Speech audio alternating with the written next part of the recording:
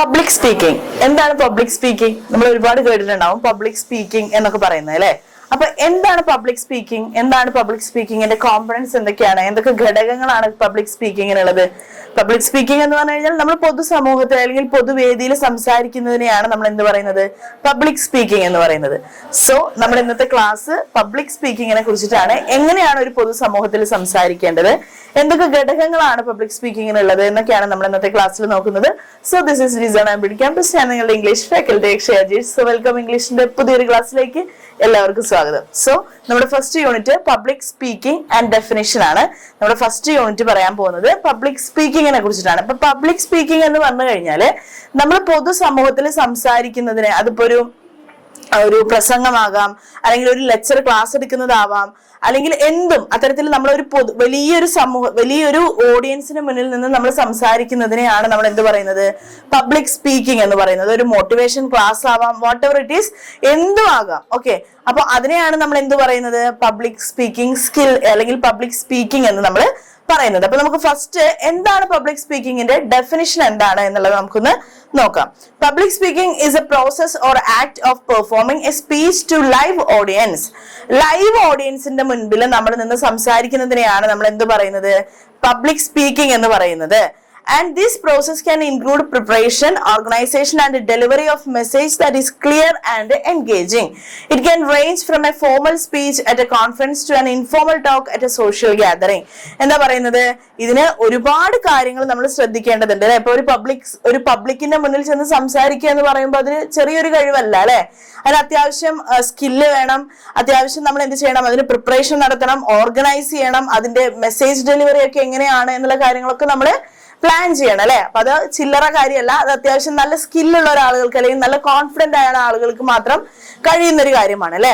ഇപ്പോ ഈ public speaking എന്ന് പറയുന്നത് ഒരു ഫോർമൽ ആയിട്ടുള്ളതോ അല്ലെങ്കിൽ ഇൻഫോർമൽ ആയിട്ടുള്ളതോ ആയിട്ടുള്ള ടോക്ക് അല്ലെങ്കിൽ ഇൻഫോർമൽ ആയിട്ടുള്ളതോ ആയിട്ടുള്ള ഒക്കേഷനിലും ആയിരിക്കാം എന്നാണ് പറയുന്നത്. അങ്ങനെ എവിടെയാണെന്നുണ്ടെങ്കിലും ഒരു സമൂഹത്തിന് അല്ലെങ്കിൽ ഒരു പൊതു സദസ്സിനെ നോക്കി സംസാരിക്കുന്നതിനെ അല്ലെങ്കിൽ ഒരു പൊതു സദസ്സിന്റെ മുൻപിൽ സംസാരിക്കുന്നതിനെയാണ് നമ്മൾ എന്ത് പറയുന്നത്? പബ്ലിക് സ്പീക്കിംഗ് എന്ന് പറയുന്നത്. ക്ലിയർ? ഇനി അടുത്ത് നമ്മൾ പഠിക്കാൻ പോകുന്നതാണ് components of public speaking. Public സ്പീക്കിങ്ങിന് എന്തൊക്കെ ഘടകങ്ങളാണുള്ളത് എന്നാണ് നമ്മൾ ഇനി അടുത്തായിട്ട് പഠിക്കാൻ പോകുന്നത്. Components of public speaking. Public സ്പീക്കിങ്ങിന്റെ അല്ലെങ്കിൽ നമ്മളൊരു പൊതുസമൂഹത്തിൽ സംസാരിക്കുമ്പോൾ ഉണ്ടാവുന്ന കോമ്പണൻസ്, അല്ലെങ്കിൽ നമുക്ക് എന്തൊക്കെ ഘടകങ്ങളാണുള്ളത്, എന്തൊക്കെ കാര്യങ്ങളാണ് നമ്മൾ ശ്രദ്ധിക്കേണ്ടത്, എന്തൊക്കെയാണ് അതിലെ ഘടകങ്ങൾ എന്നൊക്കെയാണ് നമുക്കിനി പഠിക്കാനുള്ളത്. അപ്പൊ ഒരു ഫസ്റ്റ് ആയിട്ട് പറയുന്നത് എന്താണ്? ഒരു പബ്ലിക് സ്പീക്കിംഗ് നടത്തണമെന്നുണ്ടെങ്കിൽ അതിന് എന്ത് വേണം?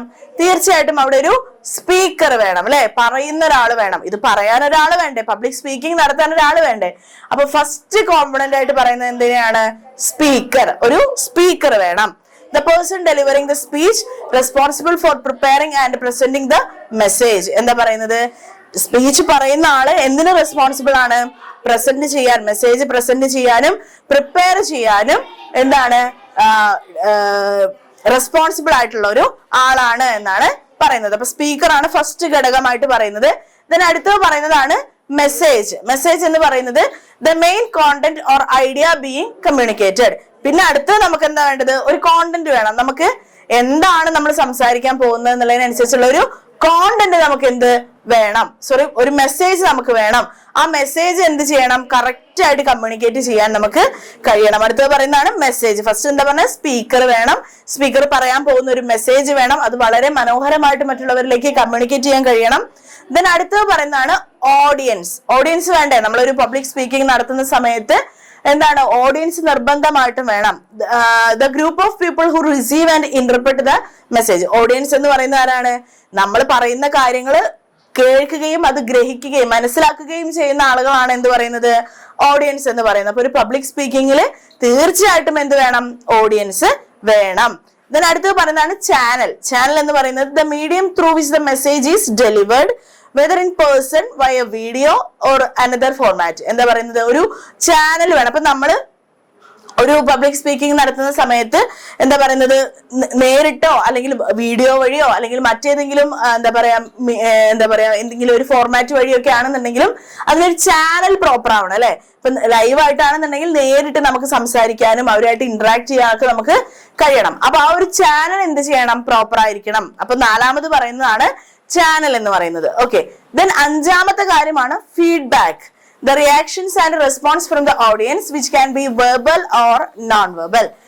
ഫീഡ്ബാക്കുകൾ നിർബന്ധമാണ്. നമ്മളൊരു ക്ലാസ് എടുത്തു കഴിഞ്ഞാൽ പോലും നമ്മുടെ ഫീഡ്ബാക്ക്, നമുക്ക് ക്ലാസ് എങ്ങനെ ഉണ്ട് എന്നുള്ളത് നമ്മൾ കേൾക്കുന്ന ആളുകളാണ് പറയേണ്ടത് അല്ലെ. അപ്പൊ ഫീഡ്ബാക്കുകൾ എന്താണ്, നിർബന്ധമായിട്ടുള്ള ഒരു കാര്യമാണ്. അപ്പൊ ഫീഡ്ബാക്കുകൾ എന്തായാലും വേണം. അപ്പൊ അതിന്റെ റിയാക്ഷൻ എങ്ങനെയാവാം, വെർബലും ആകാം, വായ കൊണ്ട് പറയുന്നതും ആവാം, വായ കൊണ്ട് അവര് ജസ്റ്റേഴ്സ് കണ്ടാൽ തന്നെ നമുക്ക് മനസ്സിലാക്കാൻ പറ്റുന്നതും ഉണ്ടാവും അല്ലെ. ചില ആളുകൾ നമ്മൾ ക്ലാസ് എടുക്കുമ്പോൾ തന്നെ ചില ആളുകളെ കണ്ടു കഴിഞ്ഞാൽ അവര് ബോറടിക്കുന്നുണ്ടെന്നുണ്ടെങ്കിൽ, ഉറക്കം വരുന്നുണ്ടെങ്കിൽ ഒക്കെ നമുക്ക് മനസ്സിലാക്കാൻ പറ്റും അല്ലെ. അപ്പൊ അതുപോലെ തന്നെയാണ് ഒരു പബ്ലിക് സ്പീക്കിങ്ങിലും എന്താണ്, ഓഡിയൻസിന്റെ ഫീഡ്ബാക്ക് എന്ന് പറയുന്നത് വളരെ ഇമ്പോർട്ടന്റ് ആയിട്ടുള്ള ഒരു കാര്യമാണ്. ദെൻ അടുത്തത് പറയുന്നതാണ് context. Context is situation or environment in which the speech occurs influencing how the message is received. അപ്പോ നമ്മൾ ഈ ഒരു സ്പീച്ച് അല്ലെങ്കിൽ ഈ ഒരു കോണ്ടന്റ് അല്ലെങ്കിൽ ഈ ഒരു സ്പീക്കിംഗ് നടത്തുന്ന എൻവയോൺമെന്റ് അല്ലെങ്കിൽ അതിനുള്ള ഒരു എന്താ പറയുന്നത്, അതിന് സിറ്റുവേഷൻ എന്ന് പറയുന്നത് എന്താണ്, വളരെ ഇമ്പോർട്ടന്റ് ആയിട്ടുള്ള ഒരു കാര്യമാണ്. അപ്പൊ ഒരു ആ ഒരു എൻവയോൺമെന്റ് അല്ലെങ്കിൽ ആ ഒരു സിറ്റുവേഷൻ എന്ന് പറയുന്നത് വളരെ ഇമ്പോർട്ടന്റ് ആണെന്ന് പറയാൻ കാരണം, ചില സിറ്റുവേഷനുകളിലാണ് നമുക്ക് ചില കാര്യങ്ങൾ പറയാൻ കഴിയുള്ളൂ. അല്ലെങ്കിൽ അതിപ്പോ ഒരു കല്യാണത്തിന് ചെന്നിട്ട് നല്ലൊരു ശോകമായിട്ടുള്ള ഒരു സാഡ് ആയിട്ടുള്ള പാട്ടുകൾ നമുക്ക് വെക്കാൻ പറ്റുമോ? ഇല്ല. അവിടുത്തെ സിറ്റുവേഷൻ അല്ലെങ്കിൽ അവിടുത്തെ എൻവയോൺമെന്റ് എന്ന് പറയുന്നത് എങ്ങനെയാണ്, അങ്ങനത്തെ അല്ല അല്ലെ. അതുപോലെ തന്നെ ഒരു മരണ വീട്ടിലാണെന്നുണ്ടെങ്കിൽ നമ്മൾ അത്തരത്തിലാണ് സംസാരിക്കുക. അതേപോലെ സിറ്റുവേഷൻ അനുസരിച്ചിട്ടാണ് നമ്മൾ എന്ത് ചെയ്യേണ്ടത്, സംസാരങ്ങൾ അല്ലെങ്കിൽ ആ ഒരു ടോണുകൾ അല്ലെങ്കിൽ ആ ഒരു രീതികളൊക്കെ മാറേണ്ടത് എന്നാണ് പറയുന്നത്. അപ്പൊ ഫസ്റ്റ് നമ്മൾ എന്താ പഠിച്ചത്, എന്താണ് പബ്ലിക് സ്പീക്കിംഗ് എന്ന് പഠിച്ചു. പബ്ലിക് സ്പീക്കിങ്ങിന്റെ കോമ്പോണൻസ് എന്തൊക്കെയാന്ന് പഠിച്ചു. എത്ര കോമ്പോണൻസ് ഉണ്ട് പബ്ലിക് സ്പീക്കിങ്ങിന്?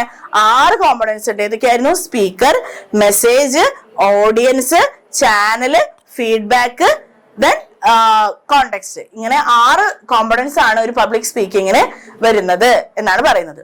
സോ ഇനി അടുത്തത് നമുക്ക് നോക്കാം. അടുത്തത് പറയുന്നതാണ് need for public speaking. Public സ്പീക്കിങ്ങിന്റെ ആവശ്യകത എന്തൊക്കെയാണ്? ഇപ്പോ പേഴ്സണൽ ഡെവലപ്മെന്റ് ഉണ്ടോ, അതേപോലെ തന്നെ പ്രൊഫഷണൽ ഡെവലപ്മെന്റ് ഉണ്ടോ? പബ്ലിക് സ്പീക്കിംഗ് നടത്തുന്നത് കൊണ്ട് പേഴ്സണൽ ഡെവലപ്മെന്റ് ഉണ്ടോ, പ്രൊഫഷണൽ ഡെവലപ്മെന്റ് ഉണ്ടോ?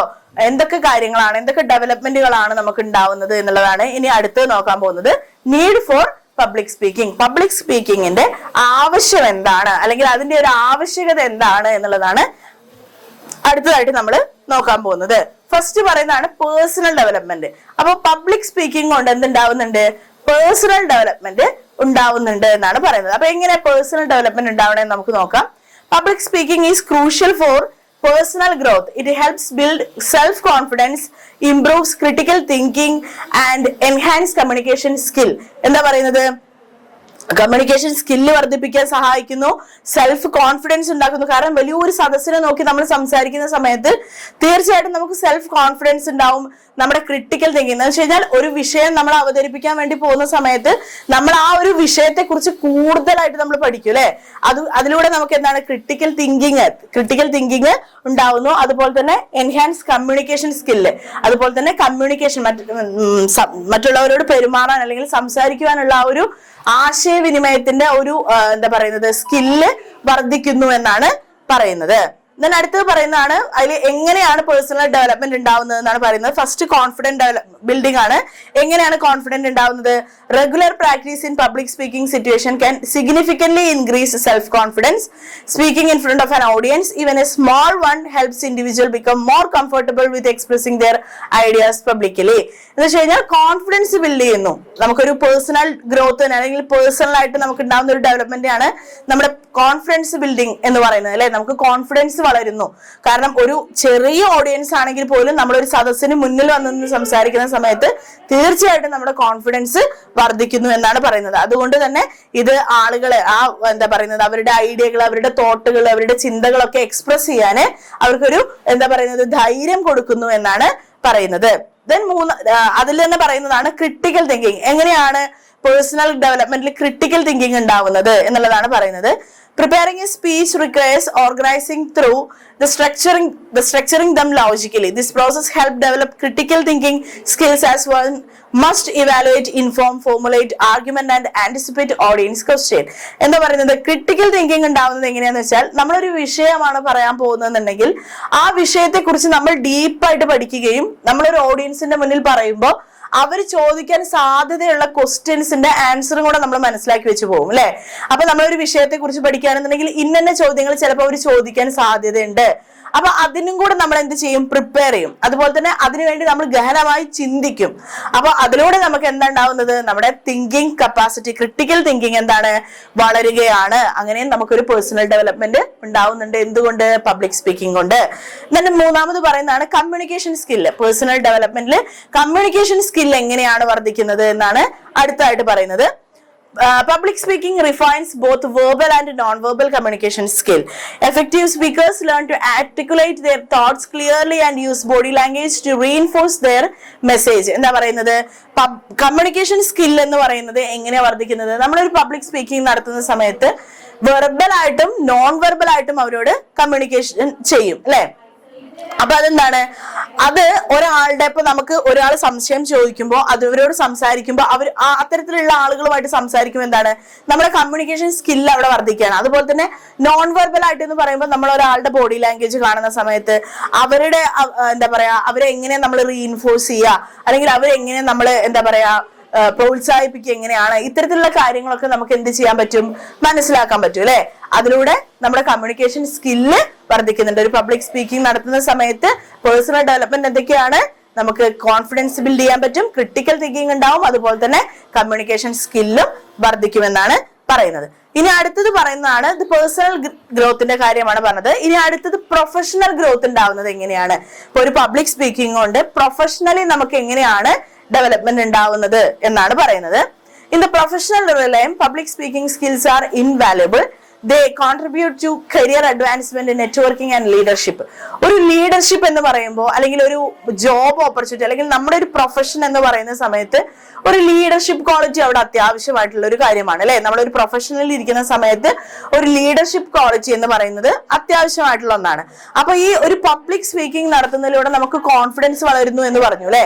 അപ്പൊ അതിലൂടെ നമുക്ക് എന്താ ഉണ്ടാവുന്നത്, നമ്മുടെ പ്രൊഫഷണൽ ഗ്രോത്തും കൂടെയാണ് ഉണ്ടാവുന്നത്. അവിടെ എങ്ങനെ വേണം, ഒരു ലീഡർഷിപ്പ് ക്വാളിറ്റി വേണം, നല്ലൊരു നെറ്റ്വർക്കിംഗ് ബിൽഡ് ചെയ്യാൻ പറ്റണം, അതുപോലെ തന്നെ എല്ലാ കാര്യങ്ങളെ കുറിച്ചിട്ടും അറിഞ്ഞിരിക്കാനും കൂടെ കഴിയണം അല്ലെ. നല്ലൊരു ജോബിൽ ഇരിക്കുന്ന സമയത്ത് നമുക്ക് ഇത്തരത്തിലുള്ള കാര്യങ്ങളൊക്കെ അറിയണം. അപ്പൊ കരിയർ അഡ്വാൻസ്മെന്റ് ഉണ്ടാവുന്നുണ്ട്. എങ്ങനെയാണ്, ഇതിന്റെ many career opportunities especially in leadership roles requires the ability to speak confidently and effectively. Employers value employees who can present ideas clearly and led discussion. എന്താ പറയുന്നത്, നമുക്ക് കരിയർ അഡ്വാൻസ്മെന്റ് ഉണ്ടാവുന്നത് ലീഡർഷിപ്പ് റോളുകൾ confident ആയിട്ട് വളരെ എഫക്റ്റീവ് ആയിട്ട് നമുക്കത് deal ചെയ്യേണ്ടതായിട്ട് വരും. ആ സമയത്ത് നമുക്ക് എങ്ങനെയാണ്, പബ്ലിക് സ്പീക്കിംഗ് ഉള്ള ഒരാളാണ്, അല്ലെങ്കിൽ അതിനുള്ള ഒരു കഴിവുള്ള ഒരാളാണ്, അല്ലെങ്കിൽ അതിലൂടെ നമുക്ക് എന്ത് വർദ്ധിപ്പിക്കാൻ കഴിഞ്ഞിട്ടുണ്ട്, നമ്മുടെ കോൺഫിഡൻസ് വർദ്ധിപ്പിക്കാൻ കഴിഞ്ഞിട്ടുണ്ട്. അതിലൂടെ നമുക്ക് എന്തുണ്ടാവുന്നു, കരിയർ അഡ്വാൻസ്മെന്റ് ഉണ്ടാവുന്നു. ദെൻ നെറ്റ്വർക്ക് ഓപ്പർച്യൂണിറ്റീസ് ആണ് പറയുന്നത്. Public speaking events provide opportunities to meet and connect with peers, mentors and industry leaders. These connections can lead to professional collaboration and career opportunities. നമ്മളിപ്പോ ഒരു ബിസിനസ്സിലോ അല്ലെങ്കിൽ ഒരു ഇൻസ്റ്റിറ്റ്യൂഷനിലോ നിൽക്കുകയാണെങ്കിൽ നമുക്ക് പലതരത്തിലുള്ള ആളുകളായിട്ട് എന്താണ്, പലതരത്തിലുള്ള റിലേഷൻഷിപ്പുകൾ ഉണ്ടാവും അല്ലെ. പ്രൊഫഷണൽ കൊളാബറേഷൻസ്, അത്തരത്തിൽ ഒരുപാട് കാര്യങ്ങൾ ഉണ്ടാവും. അപ്പൊ അതിലൂടെയൊക്കെ എന്താണ്, നമുക്ക് പലതരത്തിലുള്ള ആളുകളെ മനസ്സിലാക്കാൻ പറ്റുന്നു, അവരുമായിട്ട് എങ്ങനെ സംസാരിക്കണം, എങ്ങനെ ഇടപഴകണം എന്നൊക്കെ നമുക്ക് മനസ്സിലാക്കാൻ പറ്റുന്നുണ്ട് അല്ലെ. അപ്പൊ അതും എന്താണ്, നല്ലൊരു നെറ്റ്വർക്ക് ഓപ്പർച്യൂണിറ്റീസ് വർദ്ധിപ്പിക്കാൻ എന്ത് കഴിയുന്നുണ്ട്, പബ്ലിക് സ്പീക്കിംഗിൽ കഴിയുന്നുണ്ട് എന്നാണ് പറയുന്നത്. ദെൻ അതുപോലെ തന്നെ influence and leadership. Effective public speakers can inspire and motivate others.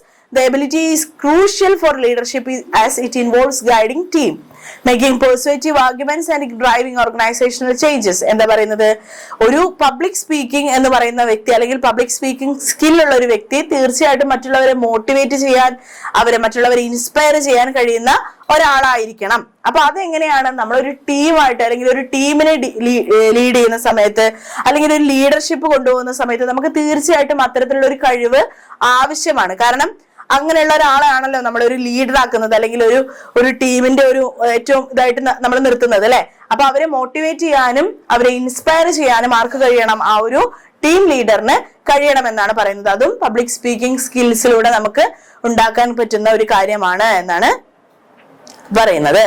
Then അടുത്തത് പറയുന്നത്, ഇപ്പൊ നമ്മൾ എന്താ പറഞ്ഞത്, എന്താണ് പബ്ലിക് സ്പീക്കിംഗ് എന്ന് പറഞ്ഞു, അതിന്റെ കോമ്പണൻസ് പറഞ്ഞു, നീഡ്സ് പറഞ്ഞു അല്ലെ. അപ്പൊ നീഡ്സിൽ പേഴ്സണൽ ഗ്രോത്ത് പറഞ്ഞു നമ്മള്, പിന്നെന്താ പറഞ്ഞത്, പ്രൊഫഷണൽ ഗ്രോത്തും നമ്മൾ പറഞ്ഞു അല്ലെ. ദെൻ അടുത്ത് നമുക്ക് നോക്കാനുള്ളത് skills required for public speaking. Public സ്പീക്കിങ്ങിന് ആവശ്യമായ സ്കിൽ എന്തൊക്കെയാണ്? ഇപ്പൊ നമുക്ക് പബ്ലിക് സ്പീക്കിംഗ് എന്താണ് എന്ന് പറഞ്ഞു, അതിൽ ഒരുപാട് കാര്യങ്ങൾ ഉണ്ട് എന്ന് പറഞ്ഞു, കോമ്പണൻസ് ഉണ്ടെന്ന് പറഞ്ഞു, നീഡ് പറഞ്ഞു. ഇനി നമുക്ക് ഇതിനാവശ്യമായ സ്കിൽ എന്താണ് എന്നുള്ളതാണ് നമുക്ക് നോക്കാനുള്ളത്. ഫസ്റ്റ് നമുക്ക് പറയാൻ പോകുന്നത് കോണ്ടന്റ് പ്രിപ്പറേഷൻ ആണ്. അപ്പോൾ ഒരു പബ്ലിക് സ്പീക്കിംഗ് അത് ആരും ആവട്ടെ എവിടെയാണെങ്കിലും നമ്മൾ അത് കേട്ടിരിക്കണം എന്നുണ്ടെങ്കിൽ എന്ത് വേണം? ആ കോണ്ടന്റ് എന്തായിരിക്കണം?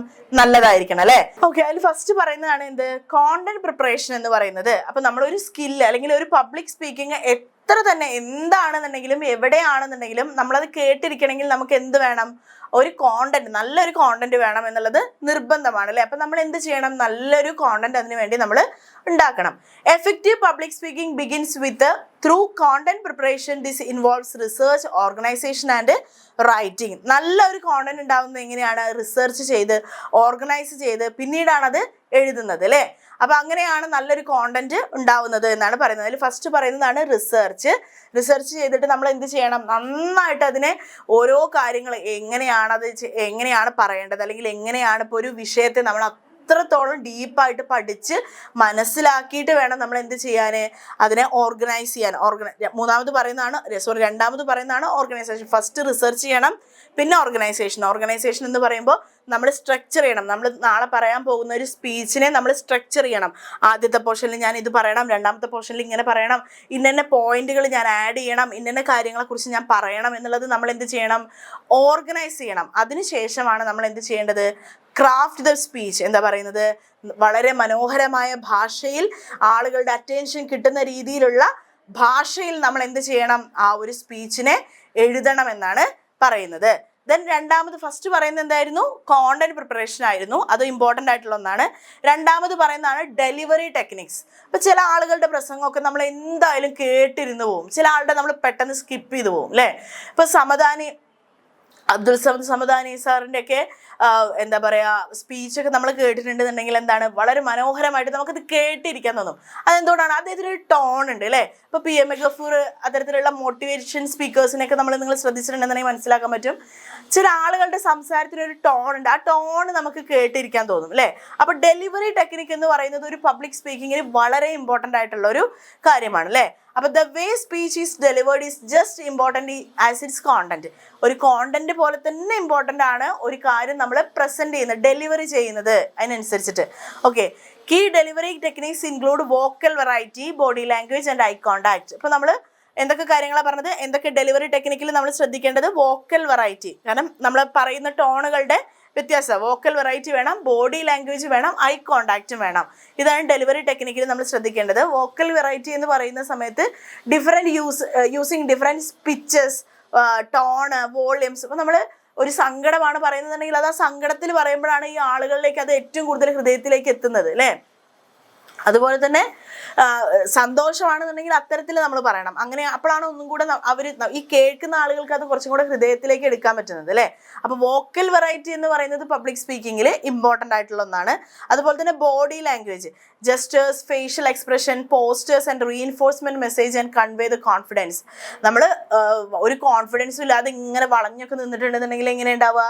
ഈ കേൾക്കുന്ന ആളുകൾക്ക് അത് അരോചകമാവില്ല, അവർക്കതൊരു ഇഷ്ടം ഉണ്ടാവില്ല. പക്ഷെ നമ്മൾ വളരെ മനോഹരമായി എന്താ പറയുക, നല്ല ബോഡി ലാംഗ്വേജും നല്ല എക്സ്പ്രഷൻസും നല്ല എന്താ പറയുന്നത് കോൺഫിഡൻ്റ് ആയിട്ട് നിൽക്കുന്ന സമയത്താണ് ഏതൊരാൾക്കും നമ്മുടെ ക്ലാസ് ആവട്ടെ ഒരു സ്പീച്ച് ആവട്ടെ എന്താണെങ്കിലും കേൾക്കാനും കാണാനും ഒക്കെ ഇഷ്ടം ഉണ്ടാവും അല്ലേ.